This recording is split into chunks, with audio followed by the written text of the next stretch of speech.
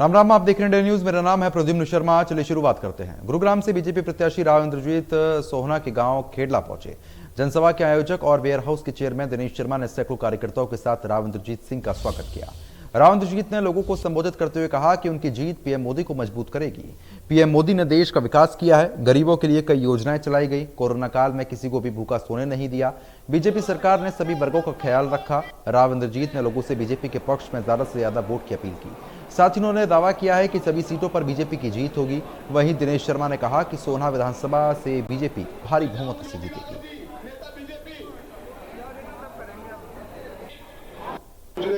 और इसके अंदर पैसेंजर ट्रेन नाम चलाएंगे, इसकी भी मंजूरी मिल चुकी है और इसके ऊपर काम भी आज के दिन होने लग रहा है। आपके बगल के अंदर टाउन तक ये पहुंच भी गया है, इसके स्टेशन भी खुल गए। साथियों, ये डेवलपमेंट का काम 780 करोड़ देश की जनता को मुफ्त में राशन देना। कोविड के उपरांत किसी को भूखा तो मर नहीं सकते थे, हमारी जिम्मेवारी थी और 80 करोड़ के करीब लोगों को आज भी दिन हम मुफ्त के अंदर खाना पीना व्यवस्था करने लगे हैं। देश अगर आगे बढ़ेगा तो सबसे कमजोर वर्ग से लेकर के सबसे समृद्ध के बारे में जानते हैं। मैं आपसे अनुरोध ये करता हूं कि साथियों, मुझे आज के दिन आपके सहयोग की जरूरत है, मेरी पार्टी को आपके सहयोग की जरूरत है। कुल मिलाकर के हम और आप अगर मिल करके ये काम करते हैं तो न केवल ये इलेक्शन हम पहले से ज्यादा बहुमत से जीतेंगे, लेकिन आने वाले 25 वर्ष के अंदर देश को भी विकसित बना करके रख देंगे। इसलिए आप हमारा साथ दो, ये आपसे अनुरोध कर रहा हूँ, ये आपसे मैं उम्मीद कर रहा हूँ। तो आगे बढ़ लेते हैं खबरों में। गुरुग्राम लोकसभा के रिटर्निंग अधिकारी निशांत कुमार यादव ने गुरुग्राम के गवर्नमेंट गर्ल्स कॉलेज में बने स्ट्रांग रूम का निरीक्षण किया। आपको बता दें कि हरियाणा की सभी 10 लोकसभा सीटों पर 25 मई को मतदान होना है। इसके चलते ईवीएम को चेक किया जा रहा है और ईवीएम की रिहर्सल की जा रही है। देश में लोकसभा चुनाव चल रहे हैं। हरियाणा में 25 मई को चुनाव होना है। ऐसे में चुनाव की पूरी तैयारियां जो है गुड़गांव जिले की लोकसभा की रिटर्निंग अधिकारी निशांत कुमार यादव देख रहे हैं। इस समय गुड़गांव के सेक्टर 14 के गवर्नमेंट गर्ल्स कॉलेज में जो स्ट्रांग रूम बनाया गया है वहां पर निरीक्षण करने के लिए पहुंचे हैं। इस समय मेरे साथ निशांत कुमार यादव जी हैं। सर, किस तरीके से चुनाव की तैयारियां चल रही हैं? ये हमारी स्ट्रांग रूम है सेक्टर 14 कॉलेज में। यहाँ पे जो चारों हमारी विधानसभाएं हैं उनकी ईवीएम्स रखी गई हैं, उनकी कमीशनिंग है, सीसीटीवी कैमरे लगाए गए हैं, गार्ड वगैरह पुलिस की यहाँ पे लगी हुई है। उनकी प्रेजेंस में ही हम सारी प्रोसेस करा रहे हैं। जो भी हमारी पॉलिटिकल पार्टीज़ हैं और कैंडिडेट्स हैं उनको भी नोटिस दिए गए हैं और कमीशनिंग के दौरान जिसमें जो बैलेट यूनिट है उसमें बैलेट पेपर इंस्टॉल होता है, बाकी और प्रक्रियाएँ होती हैं। मॉक पोल किया जाता है, हर एक कैंडिडेट के नाम पे कम से कम एक वोट डाल करके देखा जाता है कि वो वीवीपैट और बाकी मशीन्स ठीक फंक्शन कर रही हैं नहीं कर रही हैं। तो ये सब प्रक्रिया जो है वो कैंडिडेट्स और उनके एजेंट्स की प्रेजेंस में वीडियोग्राफी के अंडर हम यहाँ पे कर रहे हैं और हमारी कोशिश है कि उसको आने वाले 3-4 दिन में कंप्लीट करा लेंगे। इसके अलावा इसी कैंपस में हमने फैसिलिटेशन सेंटर भी बनाए हैं। वो सारे सरकारी कर्मचारी या अधिकारी जिनकी इलेक्शन में ड्यूटी है उनको हम वोटिंग उन फैसिलिटेशन सेंटर में बैलेट्स के थ्रू पोस्टल बैलेट्स के थ्रू कराएंगे। वो वोटिंग जो है 19 तारीख से शुरू होगी और 21 तारीख तक चलेगी। उसमें भी हमारे जो कैंडिडेट्स हैं उनके एजेंट्स प्रेजेंट रह सकते हैं। गुरुग्राम जिले की बात करें, ज्यादा से ज्यादा वोट हो, इसके लिए सर क्या कुछ आप लोगों ने जागरूक किया? इसमें स्वीप के अंडर हमने काफ़ी सारी एक्टिविटीज़ की हैं। एक तो बूथों पे सारी फैसिलिटी हमने दी है, जैसे उदाहरण के तौर पे उसमें चाहे वहाँ पे ORS का घोल अवेलेबल कराना हो, पीने के पानी की व्यवस्था हो, पंखे इंस्टॉल कराना हो, जो वेटिंग एरियाज़ हैं वहाँ पे सिटिंग की अरेंजमेंट करनी हो, बैठने की कुर्सियाँ लगानी हो, टेंट वगैरह लगाना हो छाया के लिए, ये सारी सुविधाएं हमने की हैं। इसके अलावा स्वीप के अंडर हमने काफ़ी सारे जो अलग अलग सोसाइटीज़ हैं उनमें RWAs के ज़रिए हमने कोशिश की है कि वहाँ तक लोगों तक पहुँचे। हमने 100 जो वॉल ऑफ डेमोक्रेसी हैं 100 वो बनाई हैं, वहाँ पे लोगों के सिग्नेचर कैंपेन ले रहे हैं और लोगों को जागरूक कर रहे हैं। जो स्कूल के बच्चे हैं उनको जागरूक किया है कि वो अपने माता पिता को और अपने जो पड़ोसी रिलेटिव्स हैं उनको मतदान के लिए जागरूक करें। एक बार एक नई व्यवस्था भी शुरू की गई है, जो 85 वर्ष से अधिक बुजुर्ग लोग हैं उनको घर बैठे ही मतदान आपने करवाया है, कि जिसमें 85+ जो लोग हैं या पर्सन विद डिसेबिलिटी हैं उनको होम वोटिंग का प्रावधान इलेक्शन कमीशन ने किया है। हमारे पूरे लोकसभा क्षेत्र में 1900 के करीब जो ऐसे लोग थे जिन्होंने अप्लाई किया था, और उसमें गुड़गांव जिले की अगर मैं बात करूं तो 1050 के आसपास ये संख्या है। एक पहली जो डेट थी उसके लिए कल थी 16 मई, उसमें हमारी लगभग 80% होम वोटिंग हो चुकी है। जो बची हुई 20% है वो हम 18 को सेकंड डेट पे यानी कल करवा देंगे। गुड़गांव में 65% मतदान हुआ है आंकड़ा अगर हम पिछला देखें, तो इस बार सर क्या अनुमान आप लगा रहे हैं? इस बार हमारा टारगेट तो उससे बढ़ाने का है। हमारी कोशिश रहेगी कि हम इसको 70% के आसपास लेके जाएं।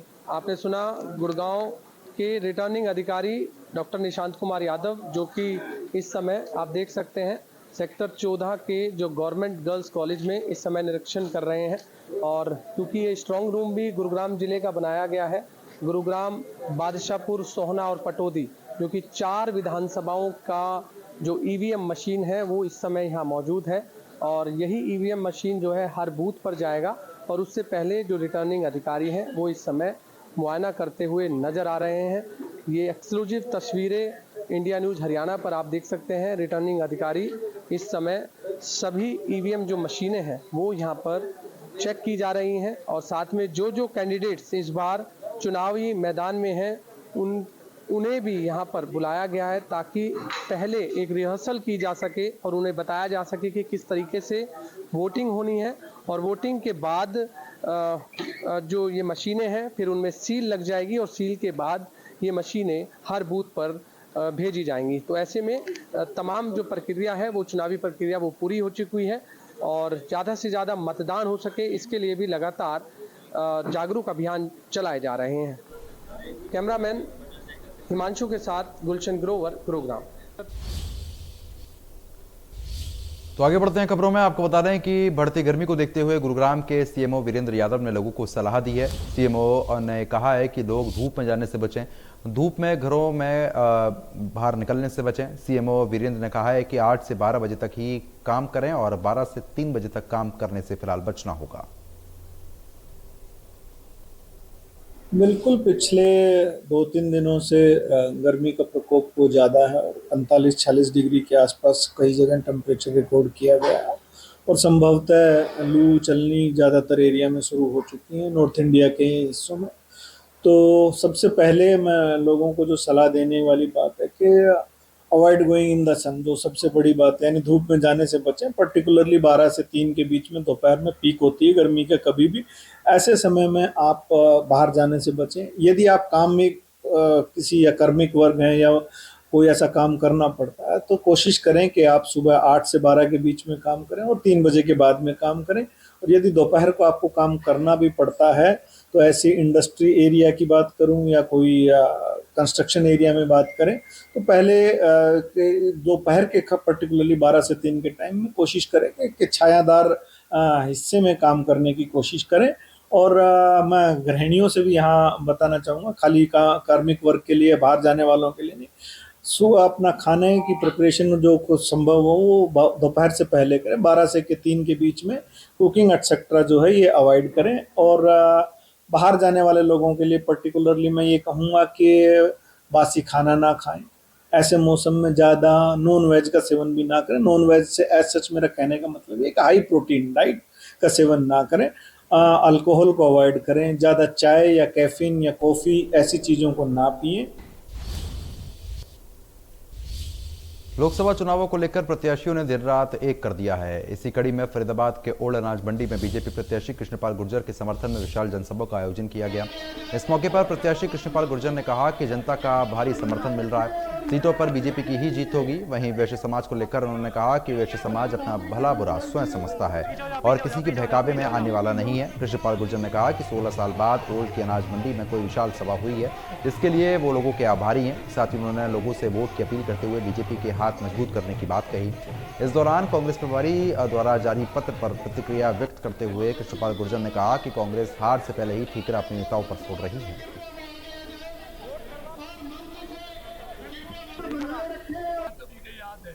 16 साल के बाद इस अनाज मंडी में कोई सभा हुई है, ये मेरे लिए बहुत सौभाग्य की बात है कि जब भी मैं आया हूँ यहाँ पूरा मुझे व्यापारियों का, शहरवासियों का आशीर्वाद मिला है। और आप देख रहे हैं 9 बजने वाले हैं, हजारों की संख्या में लोग जुटे हैं। इसका मतलब है कि लोगों ने मोदी जी को तीसरी बार प्रधानमंत्री बनाने का तय कर लिया है और मुझको भी आशीर्वाद देना तय कर लिया है, क्योंकि लोगों को ये मालूम है कि इस देश में अगर पूर्ण बहुमत की कोई स्थिर सरकार दे सकता है तो मोदी और भारतीय जनता पार्टी दे सकती है और कोई नहीं दे सकता। इसलिए इस देश को जरूरत है एक स्थिर, सशक्त और मजबूत सरकार। ये हताशा और निराशा है, मतलब हार का टीकड़ा वो अपने आदमियों को फूट था। अरे देश की जनता ने तय कर लिया, तो इसलिए ये उनकी हताशा है।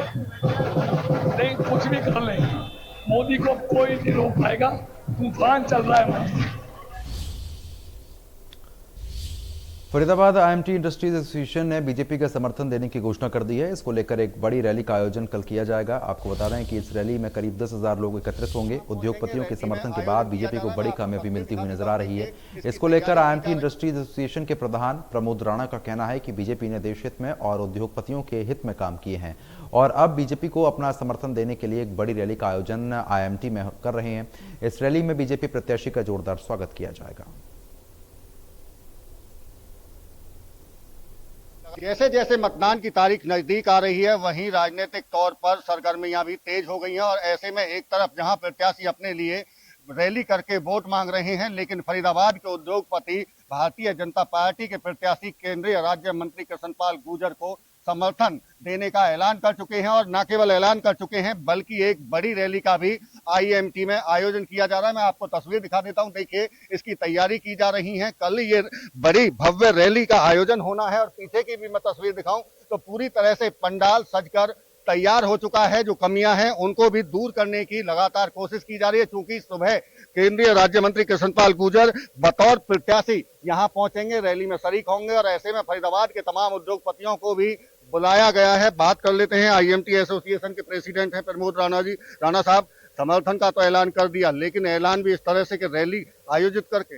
बिल्कुल जी, देखो आपने देवेंद्र भाई, आप हमारे साथ लगातार बने हुए हैं पिछले 5 साल से और आप देख ही रहे होंगे कि जो पिछले 10 साल में हमारे केंद्रीय राज्य मंत्री श्री कृष्णपाल गुर्जर जी ने हमारे कंधे से कंधा मिला के एक परिवार की तरह हमारे साथ काम किया है और जो भी हमारी समस्या है उसका समाधान चंद मिनटों में किया है। तो हमारा भी फर्ज बनता है कि आज हम उनके साथ भी कंधे से कंधा मिला के खड़े हैं और इसी का ये एक प्रयास है। राणा साहब, एक सवाल बीच में आपसे है कि अमूमन व्यापारी वर्ग इस तरह से खुलकर सामने नहीं आता किसी राजनीतिक पार्टी के सामने, ऐसा क्या लगा आपको कि आप खुलकर सामने आ रहे हैं?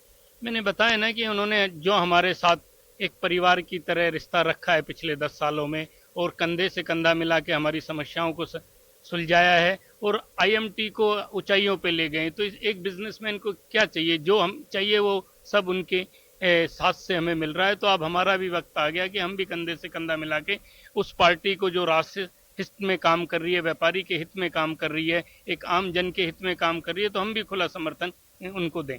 खुला समर्थन देने की बात कर रहे हैं। रैली को भव्य बनाया जा रहा है, बताया जा रहा है, किस रूप में भव्य?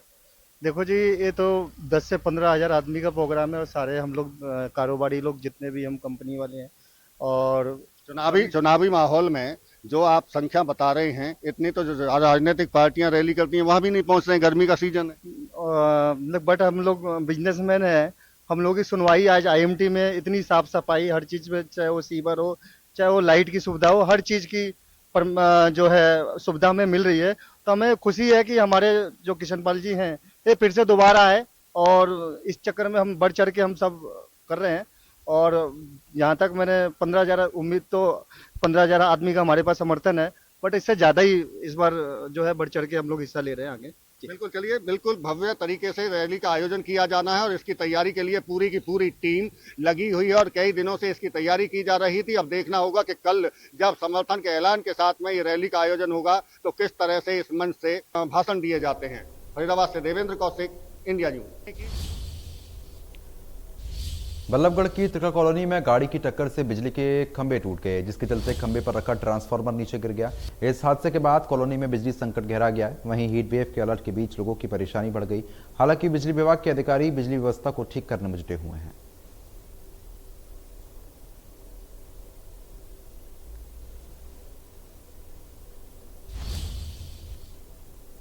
बल्लभगढ़ की शिव हरिजन कॉलोनी में लोग सीवर के पानी की निकासी ना होने से परेशान हो गए हैं। सीवर और नाले का पानी उनके घरों में घुस रहा है और गली में इकट्ठा हो जाता है, जिससे बच्चे और बुजुर्गों को निकलने में दिक्कत होती है। लोगों का कहना है कि सीवर का पानी उनके घरों और गलियों में पानी भरा हुआ है। गंदे पानी की वजह से मच्छर पनपते हैं, जिससे बीमारी का कारण बनता है। लोगों का कहना है कि इसकी शिकायत कई बार नगर निगम को दे चुके हैं, लेकिन उसके बाद भी अभी तक कोई सुनवाई नहीं हुई। लोगों ने चुनाव बहिष्कार का भी फिलहाल अब मजबूरी में ऐलान कर दिया है।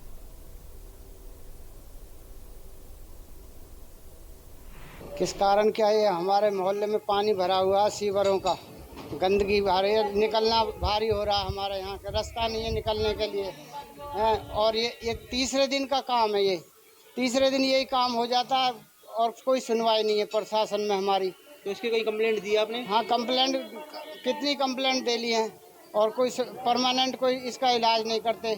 सीवरें तीसरे दिन जाम हो जाती है, जिसके कारण ये नालियों भरी पड़ी हैं। ये सीवरों का पानी आ रहा है, पीने का पानी भी खराब आ रहा है। भाई गले में पानी भर रहा है, सड़न सी हो रही है और सीवर जाम हो रही है। पानी किस कारण भर रहा है? ये सीवर जाम हो रही है। सीवर, तो इसकी कंप्लेंट कहीं दी आपने? कंप्लेंट कई जगह दी, कंप्लेंट कई दिन कंप्लेंट चल रही है। तो क्या कह रहे हैं फिर? कंप्लेंट दी तो नगर निगम बस ठीक कर रहे हैं, आए हैं नहीं। कितने दिन से जाम पड़ी है?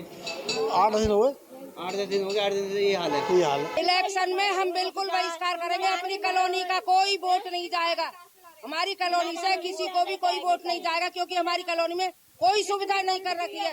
हमारे बच्चों के लिए कोई सुविधा नहीं है, कोई भी, इसीलिए किसी को वोट नहीं देंगे हम। कम्प्लेक्स में भी दिया, पार्षद को भी दिया, सब आश्वासन देकर रह जाते हैं। कोई नहीं आता देखने के लिए, ना कोई सफाई कर्मचारी आता है। 3 मंत्री हैं, किसी के पास गए आप?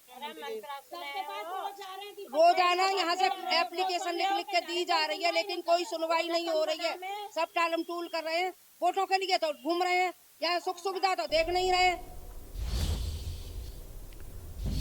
फरीदाबाद में इन दिनों एक वीडियो वायरल हो रहा है। एक महिला अपने 11 साल के बेटे को बेरहमी से पीटती हुई दिखाई दे रही है। वह अपने बच्चे की छाती के ऊपर बैठकर थप्पड़ मारती है तो कभी गाली देती है। वीडियो सूरजकुंड क्षेत्र में रहने वाली एक डॉक्टर का बताया जा रहा है। महिला के इंजीनियर पति ने इस वीडियो को सोशल मीडिया पर साझा किया है।